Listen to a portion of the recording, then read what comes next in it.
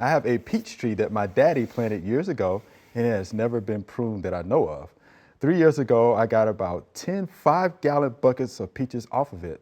The last few years, my peaches have had worms in them, plus a clear, thick jelly type stuff on them. What kind of fertilizer, pesticide, etc. do I need to use to keep the worms out of my peaches? And how do I need to prune it? And this is Jana. All right, Jana, we're just gonna sit back. We're gonna let Mr. D have this one because I know what he's gonna say. So, what is that worm, you think? Well, the worm is the plum curculio. That may be the least of the problems right now, but I mean, it is a very serious problem. Sure. But I mean, number one, it hadn't been pruned. You don't prune it, and the peach varieties that we have now, the improved varieties that we've been developing over the years, for over the last 100 years, I guess, are not designed to be not pruned. If you don't prune them, they will prune themselves. and I'm surprised that you haven't had a lot of limb breakage. If you had fruit, if that tree had been loaded down with fruit, you would have had a tremendous amount of limb breakage on that peach tree.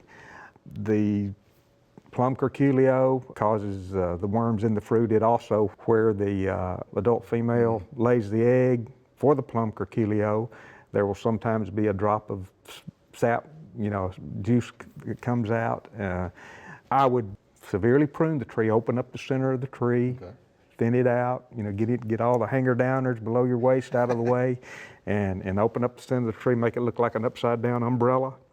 And that probably means if it hasn't been pruned in a few years that a chainsaw might be involved. Oh, man. We may be talking chainsaw. And you're probably talking about taking out about 80% of the tree to do that. And then put it on a regular spray program. We haven't even got to the fertilizer yet. It doesn't take a whole lot of fertilizer. You need to do a soil test. The pH needs to be around 6.5.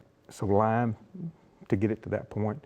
Fertilizer, doesn't take a lot of fertilizer. Rule of thumb, 2 pounds of 888 per tree per year of age, up to a maximum of 12 pounds for a 6-year-old tree or older.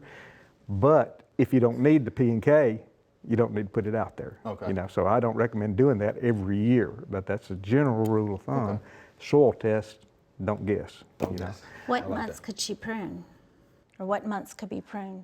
I'd start pruning about a month before my average last frost-free date, depending on where you are. And late winter, you don't want to prune within 48 hours of when a hard freeze is forecast. Let that hard freeze get out of the way, because this may do some pruning for you. And then go out there and take out the any dead wood, any freeze damage that you had over the winter that's apparent. You can go and take that out, get that off the tree.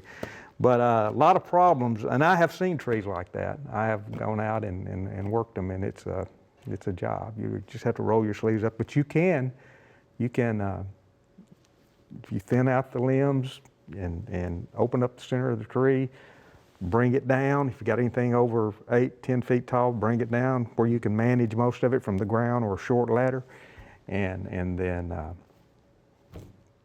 fertility's right.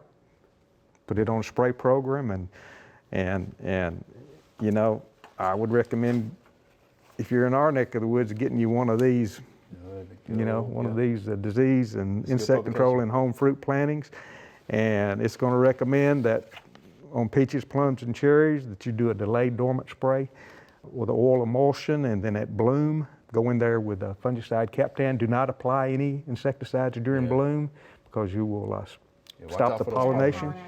And then when all the petals or most of the petals have fallen off, we have 3 different choices of fungicides. Captan, sulfur, or chlorthalonil are the 3 different choices. Don't use all of them. Pick one of them.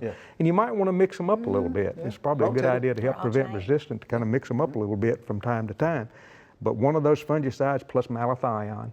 Malathion will take care of plum curculio.